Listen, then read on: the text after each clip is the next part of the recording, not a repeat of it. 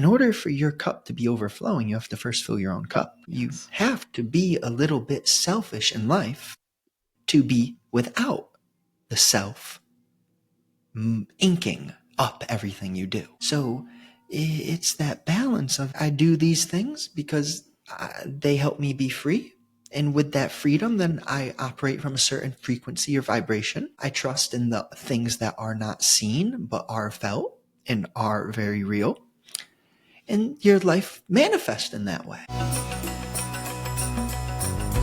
Enjoy this Wild Soul Gathering production. I'm Dr. Sandra Marie. Pour yourself a really tall glass of spiritual curiosity and join me for the Happy Hour for the Spiritually Curious podcast. In the spirit of happy hour, cheers to some new insights, peace, revitalization, and perhaps an aha moment that may change your life.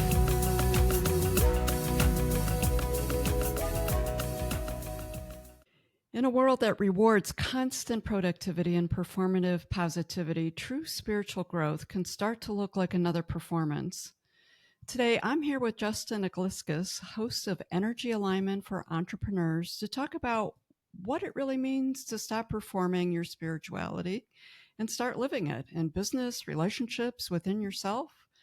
Together, we'll explore how stress and sensitivity are often signs of expansion, not failure, how today's internet can create false belonging while deepening loneliness, and how the fear of abandonment plays out in our spiritual journeys.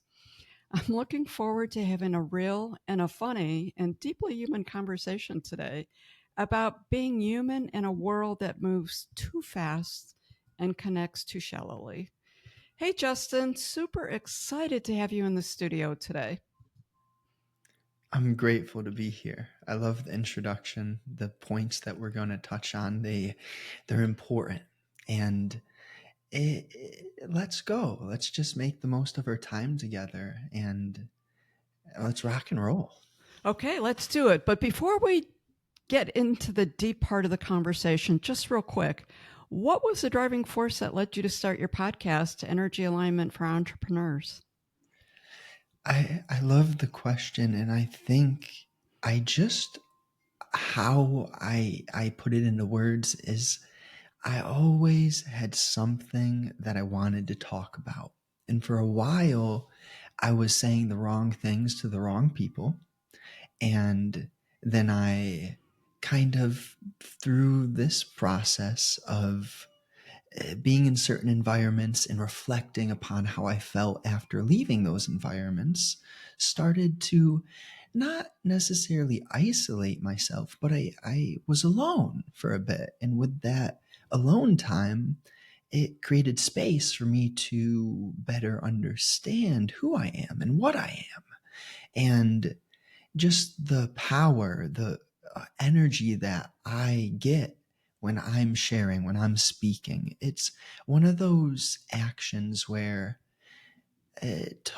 talking in depth, sharing what really matters, it makes me shine, not as in me, but I feel the glow, I feel the radiance, I feel what it does to my heart when I get into speaking on what matters most to me. So I kind of followed that and just realized, hey, I have to do this. And of course, there are many other things that go on in life, but there are certain fundamentals you can't really skip. And sharing the message that's on my heart, I think it's super meaningful to me. That's really beautiful. And I think that that's important that we go with, a lot of people will talk about, like, you know, your passion, what's your passion? And they can't even really put into words what their passion is. But when you feel what you just so eloquently put into words, that emotion, that's your passion. And you went with it wherever it's going to take you. I feel the same way about the podcast. Like, this was meant to happen and there's no stepping away from it. But before we jump into stress sensitivity and conscious entrepreneurship, I want to touch a little bit on abandonment and false belonging. It really feels like it's highlighted today. Your thoughts on how the digital world creates connection on the surface, but isolation underneath. Yeah. And it, how we look at this, it's almost as if when you try to force something, when you have an idea that you should be a certain way, but you don't question where you got that idea from. Um, when I look at a shallow connection in relationship to a genuine a genuine meaningful dance, if you will, there's like a different smell and taste and flavor where there isn't so much of a motive or a force when you are deeply connecting with others. Like, I'm not here speaking to you with a point that I want to make you see how I see. I'm just here because it happens naturally. And you just kind of, how do I put it? The internet can be so beautiful, but if we live solely on the internet, then we kind of forget, oh, wait, there's those flowers outside of my front door. Oh Yeah. yeah, it doesn't rain every day. So can I feel when it rains, right? Rather than saying, "Oh, I wish I was like this person" when I see them online, or "Oh, I wish it wouldn't rain today. I wish it was sunny." Like, no, it is how it is. So can we find like that that beauty? And I feel there's so much power and leverage in the internet, and we have to be conscious while using it and see it as a tool. It's a tool. It's not everything. It's right. What do you think? Totally agree with that. And obviously, we both have projects where the internet and using these types of media are critical to how we get our messages across and how we're communicating with people. But I love how you talk about not looking at that quick scroll snapshot and really taking a time to pause and feel what else is going on around you. So it's actually looking away from the screen to absorb what else is going on.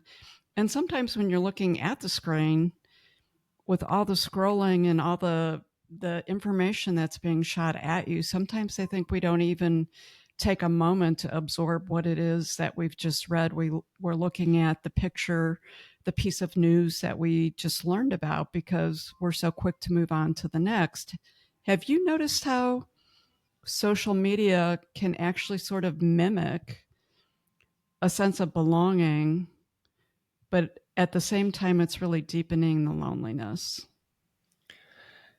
I have seen that. It's almost like an earthquake when you get that moment of, oh my gosh, I am giving away my energy, my attention, my spirit almost. When you're, because I'll notice this, right? I'll come across a new piece of stimulus, whether it be news, information, what my friends are, whatever. And my mind, it's almost as if I get sucked into a vortex, or a whirlpool. You can feel the power of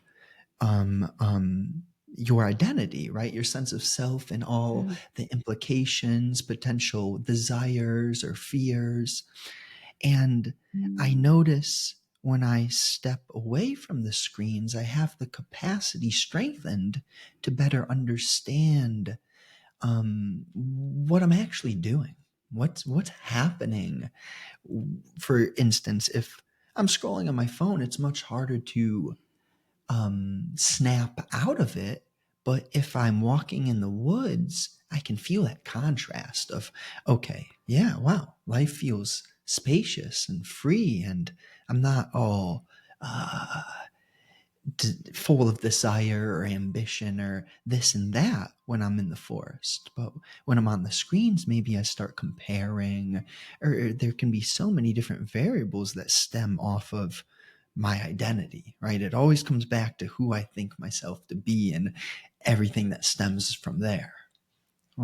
How do you feel about that? Yeah, I would agree. The other thing is you don't use all of your senses. So the next thing I would ask, and I know that I have been guilty of this, and I've had a lot of conversations with myself over it.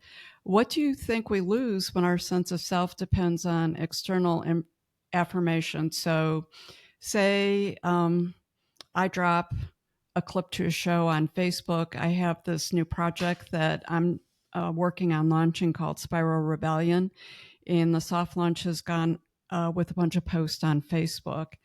And, to be honest with you, I have to admit the first thing I look is to see how many responses did I get to this and what type of responses am I getting. And, sometimes if there's no response or depending on the response, it, it makes me feel like my sense of the work was dependent on the heart or the thumbs up, when in fact it really has nothing to do with it. It's just a reflection of the response other people are having versus the message that's going out.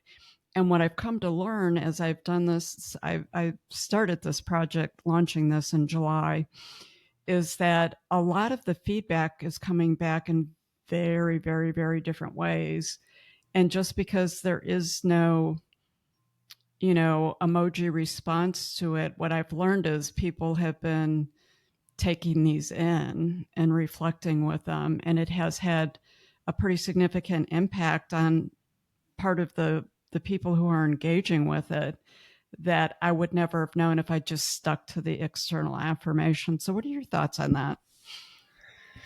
A lovely topic, because part of the game is being open to certain statistical markers, if you will. And then part Yes. of the game is understanding I do this why. And what Yes. we were touching on before is pretty much like it's that balance. The truth, what I've kind of continuously had cracked open in my spirit is how paradoxical the nature of life and beauty is.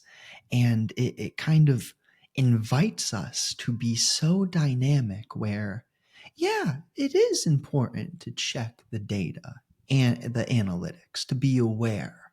But then if you fall into that trap door, the facade of I'm only doing this, or I'm so hinged on the feedback that I get, then you kind of lose that peace that you initially um sown, that peace that you initially create through doing what you love.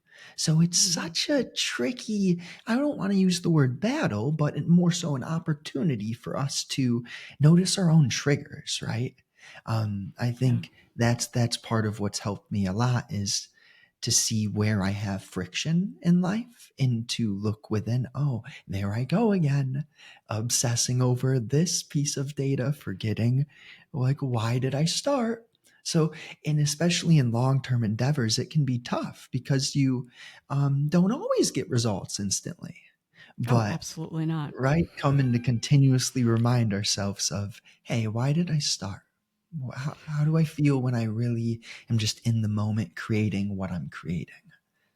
I'm going to go 100% on that. So that will be, did I post this post? Did I do this to go viral? Or did I do it because I felt that this topic or this message or this piece of information might be something that could make a difference in someone else's life? And the answer after you ask the question is very obvious, but in the moment, that quick self gratification is always nice. And then, with social media, the other thing that I think is really important to put out there, and you touched on this really early, actually, maybe before we started recording, but you touched on it, is a lot of it is performative. It's not even the truth. Like the honesty's not there. We're creating, I wish this is what my life really looked like. This is what I can make it look like in this moment. But my day to day life, maybe not so much. So, Being honest about that's one of the I've really been studying marketing the past few years, and it has taken me so much trial and iteration to kind of find how to communicate this in the right way where ah I'm I'm using certain pieces of knowledge, right, to grab attention, but I can feel when I'm overdoing it. I can feel when something yeah, is too um because right, this is part of the balance. Like if I record and no one listens, that's still beautiful. But how beautiful could it be if this reaches the right people? Now I trust the timing, right? I have faith and I walk in faith that it will reach the right people. But also part of our duty is what are the tactics? How can I grab attention in a aligned way? I love the word alignment because you could grab attention in a greedy manner or in a promiscuous manner, etc. Or you could grab attention in a smooth way where you're speaking to the right people. Maybe you throw a number in the title, or maybe you use a powerful word or a certain angle. But there's such I just love balance because it's that's the nature of life. If you look at the leaves, or for example, on my desktop background, I have these flamingos. The texture, the tone, in terms of the colors, right? There's pink, but how many different tones of pink are there, right? exactly. Very nice. I love that. Let's move into the core of your work, stress sensitivity and conscious entrepreneurship. For spiritually aware entrepreneurs and creators, how does stress and anxiety sometimes show us where we're expanding versus looking at it as a failure, perhaps? Yeah, yeah. I think the loose angle is when I have friction, it's this subtle shift of not why am I acting like that? Not why do I feel that way? Sometimes why is a good question, but other times it is as it is. And we are to feel that stress, and potentially when we do not resist the stress, we can let it teach us. Like, oh, for I'll give you a good little example. Maybe it's not super entrepreneurial, but I had dogs. I have one dog now, and I used to have this trigger of when I would walk down the street and other dogs would bark at me, I would feel such friction, get so like just tension in my body. And over time, I just learned, hey, me resisting what I can't control isn't going to get the dog to stop barking. Me getting all annoyed at a dog barking at me has no help in getting that dog to stop barking. So then if you take that same structure and apply it to your entrepreneurial journey, it's kind of like, hey, maybe I'm not at the financial numbers that I like to be at. Maybe I'm not doing this statistic and this statistic, but am I putting in energy? Am I optimizing systems? Am I asking questions with a openness to see my own failures, to be uh, to come into contact with feedback or criticism without this fighting energy, just with this open energy of, hey, maybe I'm not perfect. Maybe there are things I could do better. Okay, what are they? One of my favorite guys, Alex Hermosi, he says something like, do your best. And guess what? Sometimes your best isn't going to be good enough. That's okay. Keep doing your best. And inevitably, your best will get better. Right? So it's that sort of mentality for me, I think.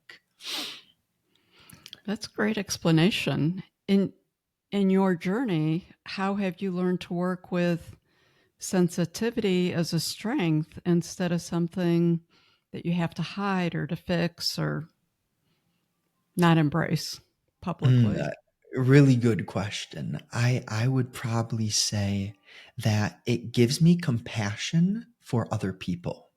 Eh, Maybe I like to tell stories. One example would be that if I'm working around guys and we're using heavy machinery, and one of them is screaming at me from across the yard. First of all, I'm 10, 20 feet away from him. He has heavy machinery in his ears. It may sound like he's yelling at me. It may seem my ego may perceive that he's angry at me. That sensitivity, I could feel his energy in my own energy.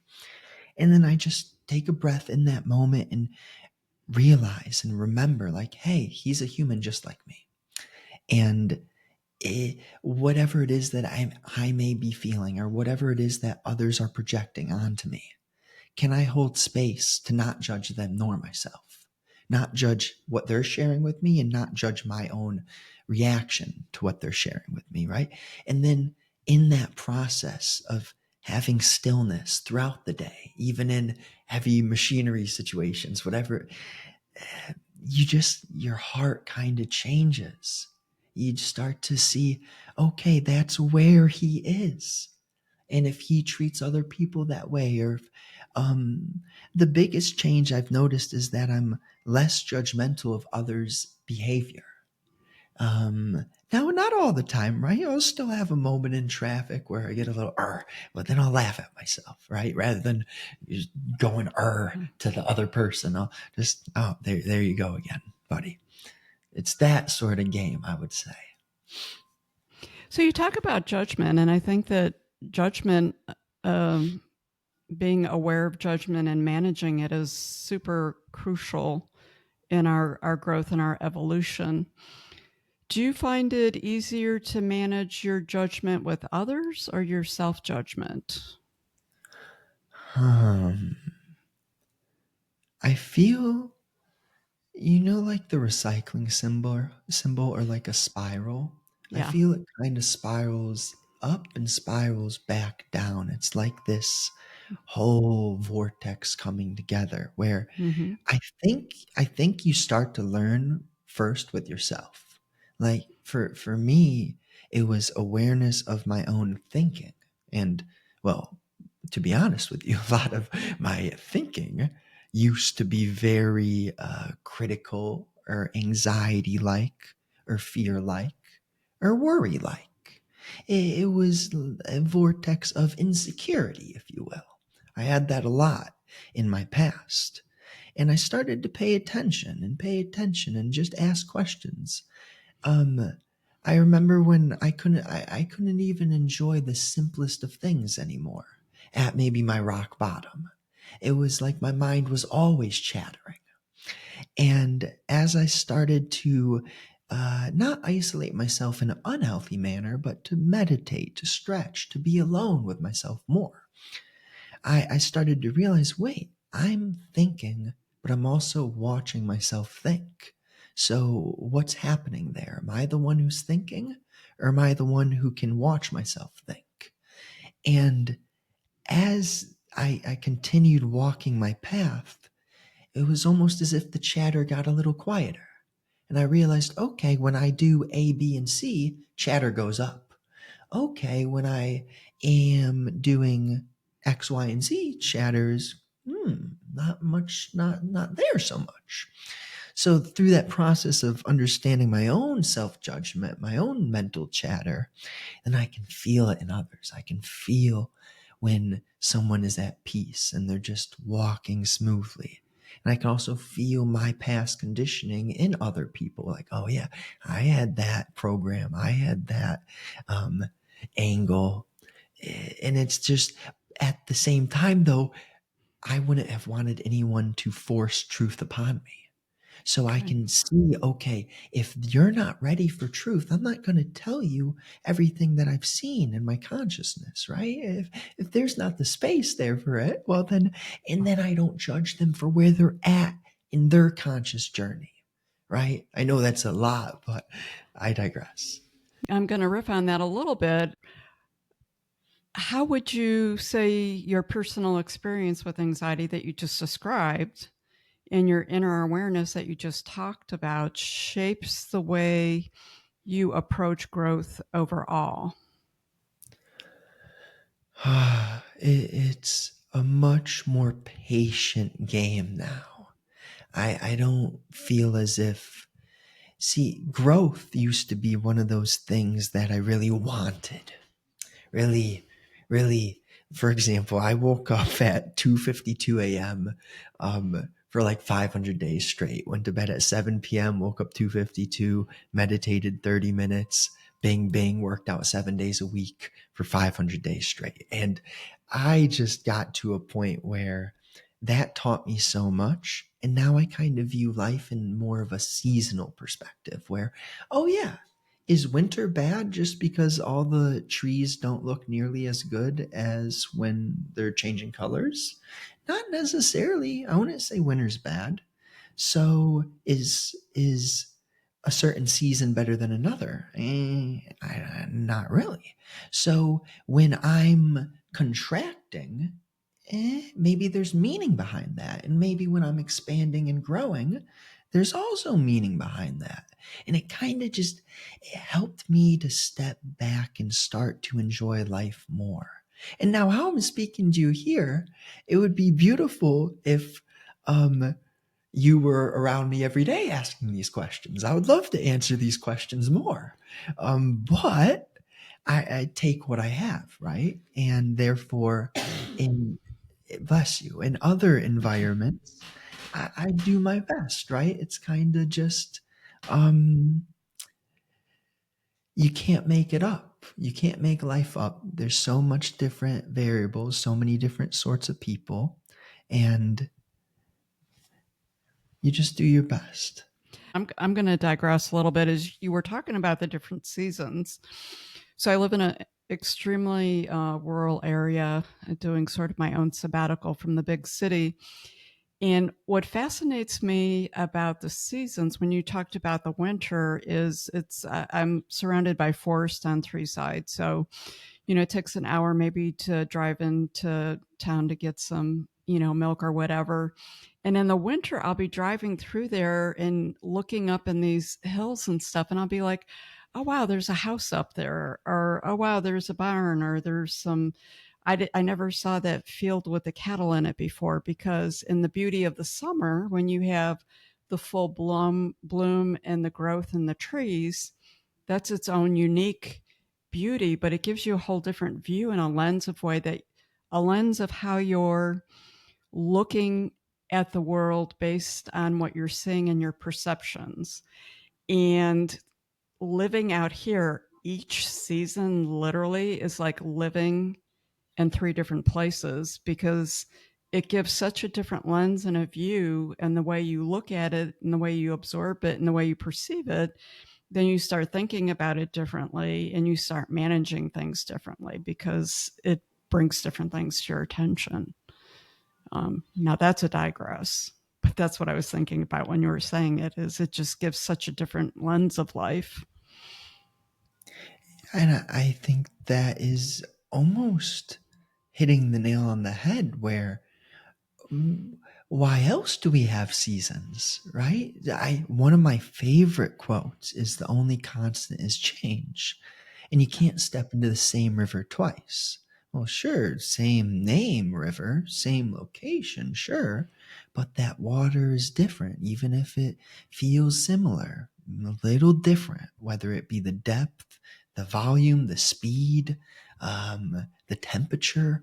There's always these subtle shifts. And I feel that this is what humanity needs, a little bit of that sensitivity to there's so much beauty, so much that is going on in our world that we do not pay attention to, that we don't notice, right? Because, well, we tend to be so self obsessed, right? With, I need this status, this title, this amount of money, and this, and that. I want this. And I, and I love to, I'll tie this off here. I love to say, hey, Are we human doings? No. Are we human havings? No. Oh, we're human beings. Okay, okay. So what does it mean to be? And I feel what we're speaking of with the sensitivity is exactly what it means to be. Yep, that's great. So you mentioned alignment before. What does energy alignment look like on a practical daily terms, especially when the world feels so chaotic at times? Yeah. Yeah. Well, the short answer I would say is sometimes you stand up for something, you stand up for yourself. Sometimes you listen to yourself or others, and then sometimes you just got to walk away. That's the short answer. But, let's say that you're dealing with someone who's angry. You're not going to be able to get them to listen necessarily while they're angry. So one of the couple tips, I know not a relationship podcast necessarily, but one of the couple tips I have for myself as a rule is if I ever am feeling a bit too fiery, just take a little stroll. Not like, hey, screw, or hey, I need to get away from. No, hey, I'm feeling kind of crazy, or I'm feeling a little fiery. I'll be right back. All right. Then we can touch base and better understand each other. I think a lot of the practical spirituality coming into being is awareness of your tone of voice, awareness of the speed, the cadence in which you speak, awareness of the words that you choose to use. And see, this is where I get a little nerdy, but I'm just playing around with that phrase. Um, Paying attention to the implication behind the words that we use. And also, that starts with our thinking, right? So, if you can be aware of how you think in everyday life, when someone steps into a room, do you feel their energy? Are you mad at them for the energy that they carry? Or can you, okay, energy's changing. The only constant is change. We gotta get good at being flexible and dynamic. I know maybe that's not the most practical thing. I'll add a few little more tidbits, and that would be to walk frequently. Fresh air, it helps you. Fresh air helps you, no matter what the season. Get outdoors, and just to work out. For me, starting my day with a workout, it decompresses me. It gets any friction out of my body at least, and gives me something to put my attention on immediately in the day. So, healthy food, fresh air, awareness of thinking, and they all come together, right? Because if you're eating processed foods, if you're not exercising often, how are you going to be aware of the implication of your words? Man, I don't know. Right? Yeah, I digress. No, that's really all those things are important. Our thoughts, our words, that's how we're creating, that's how we bring things into manifestation. All those things have very important influence, and there's so little attention that's paid to them. So I'm going to it's going to sound like the same question, but I'm going to just shift it a little bit. We talked a little bit about chaos, and we can get into the time space thing, but that would be a whole different conversation. I don't know about you, but August felt like it had 1 week in it for me. It was like August started and then August was over. Like everything is moving faster and faster. And other people are also referencing that. So I know it's just not something that's unique and personal to me that I'm feeling. I do a lot of checking sometimes to make sure it's, not just me, that it's more generalized. So how does Justin personally balance the inner awareness with the outer action when everything seems to be going faster and faster and faster? Yeah, yeah. I, you know, Something I'll say is we move with it or we get dragged by it. And in the faster seasons, I I feel so I use the word seasons because I've had slow seasons where it just feels like, wow, I'm not being pushed. I'm rolling at my own pace. Everything is very manageable. And then right now, for me too, it does feel as if things are just speeding up. And I think really prioritizing your morning is that's probably the number one biggest thing for me is like wake time and bedtime matter so much because if I am rushing, it's almost it's very hard to be peaceful and aware when you're in a chronological crunch, when you're rushing. So to position myself wisely, something I love to say, I was just telling my friend yesterday, if younger Justin was always putting out fires, but current Justin now positions himself in a way where he doesn't create the wildfires that he used to create. Now, where does that energy go that I used to spend putting out fires that I am no longer creating? And for me, that is like the concept or the structure of how can I just get one step ahead, not of others, not, hey, I want to be better than Joe. No, how can I just be a little bit wiser for myself, for my heart, for the people I care about? And it, I wish it was so, no, I don't wish, that would be boring. But if it was so simple that there was just a single answer of how do we create this space, but it's like there's plenty of variables, and I would say the one cornerstone is how you position yourself. So bedtime and wake time, and the moments that you think are small aren't so small.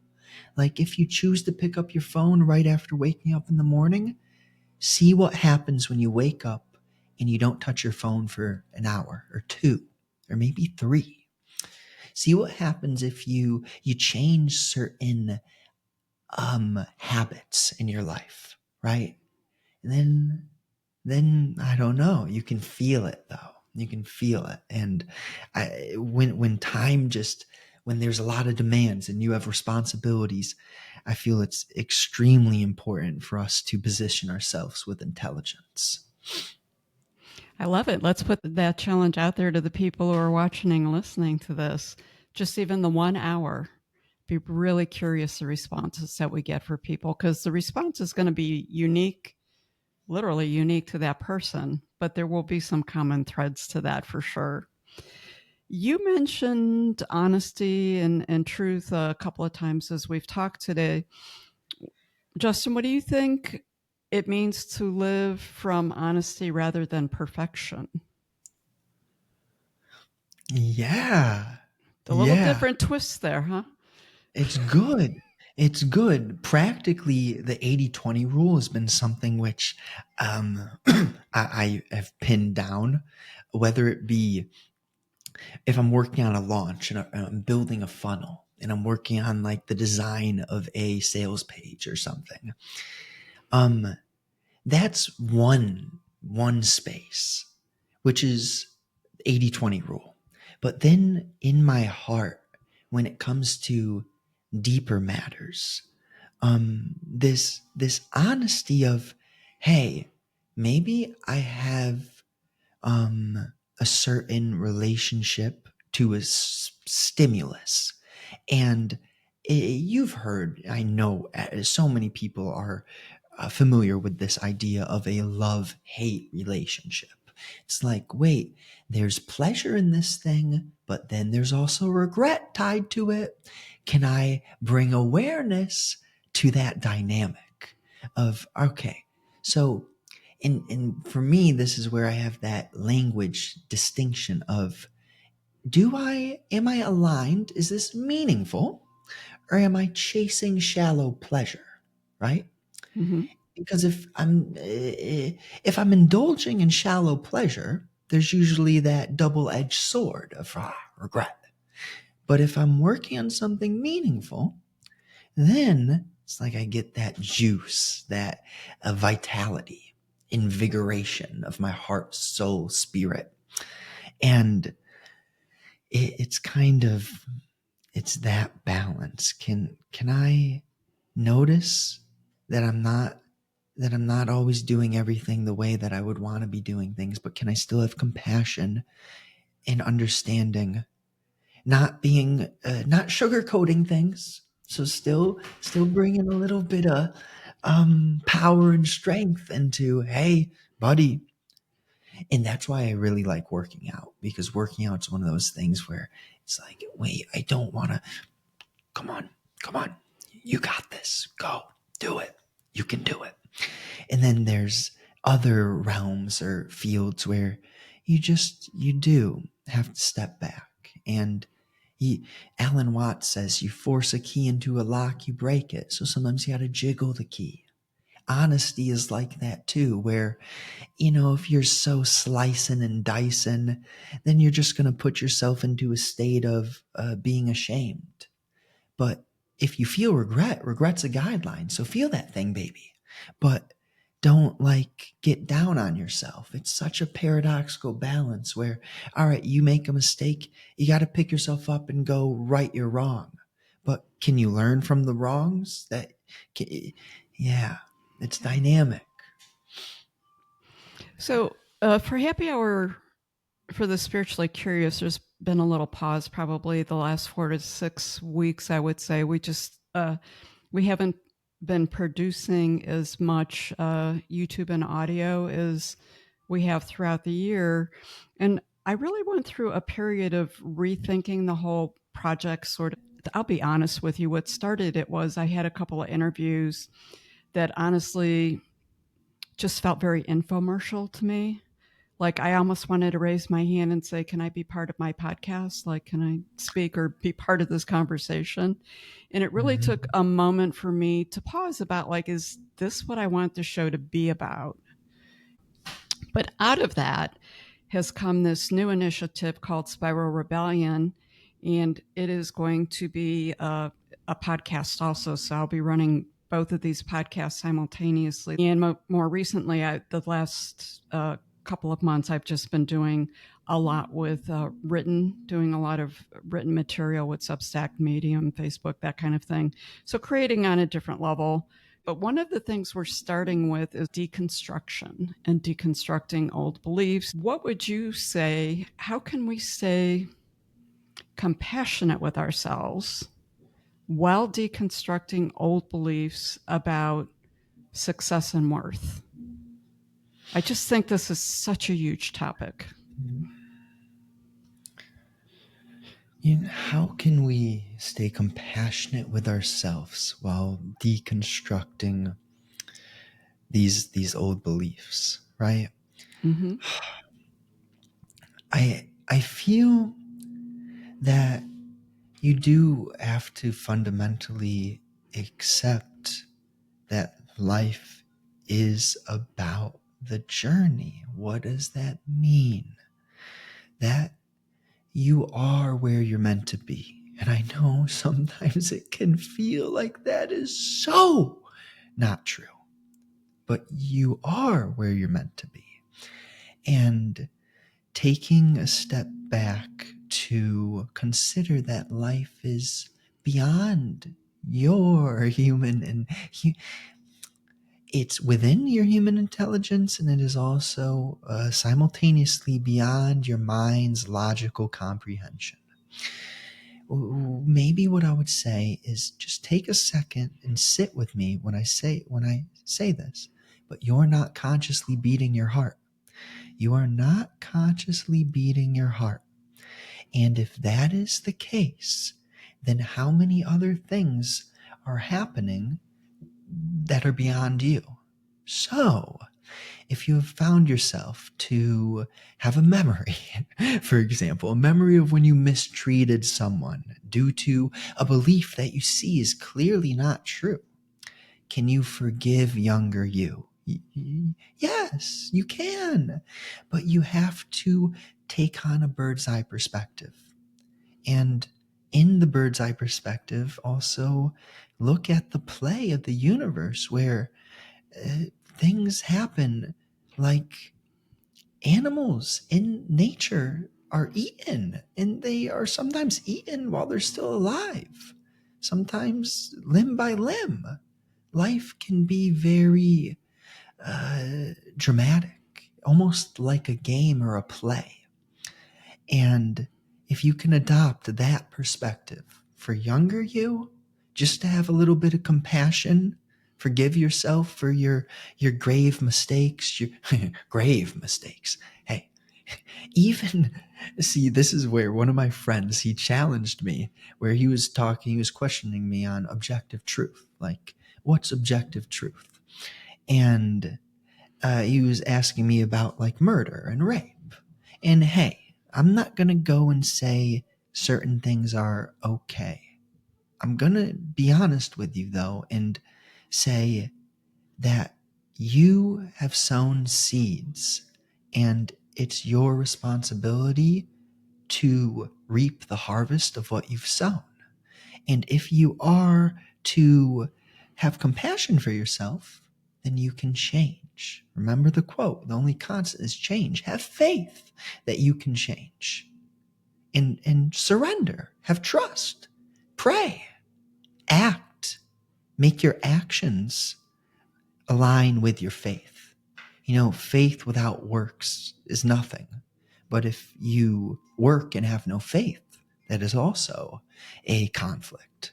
So we have to walk this, you know, sometimes you dance, sometimes you run, sometimes you walk, but we've got to have that compassion for ourselves so then you can have that compassion for others. I have a quote on my wall, and the quote says, if we can have compassion for each other's blindness, we can learn to forgive ourselves and create a peaceful future. So I think that's a good way to wrap that up. Okay. I would agree. Those who are able to provide grace for others, I think that it's much easier for a person to give others grace than it is for them to give themselves grace. I think that that's an opportunity for many people. What gives you hope about where consciousness, community, and creativity are heading next? Well, we're here, and I'm having just by the nature of the questions you're asking, I am having a lot of fun, if you will, and it's something it's more beautiful than fun. But I can just see it throughout at least my life. There are many people whom I come across where I'm a little surprised. I'm like, oh, it's there. People have it. People are peaceful. Then other times I'm like, oh, what's happening? So what gives me faith? What gives me hope in this conscious change in the community and connection? The fact that we're here and you're asking such good questions. It's really my heart. I'm happy. And that's an understatement. But then also in my direct reality, I'm meeting people. I'm having these connections that I almost could never predicted. I wouldn't have ever expected. And then, you know, how do I put it? I wanted to have a relationship for a long time. I'm 26 right now for background. But I knew from 20 years old to 25, I didn't do anything in trying to find a lady whatsoever. Because I knew that life is really about you being who you need to be and the people who are meant to enter your life, the conversations that you're meant to have, they will happen. You have to focus on you. And see, this is one of the funniest things. In order for your cup to be overflowing, you have to first fill your own cup. You have to be a little bit selfish in life to be without the self inking up everything you do. So it's that balance of, hey, I do these things because they help me be free. And with that freedom, then I operate from a certain frequency or vibration. I trust in the things that are not seen, but are felt and are very real. And your life manifests in that way. What do you think? I think that 100% service to others is as equally as important as 100% service to yourself. Yeah, yeah. They go hand in hand and are equally as important. Justin, if the listeners want to connect with you, how do they do that and what does it look like?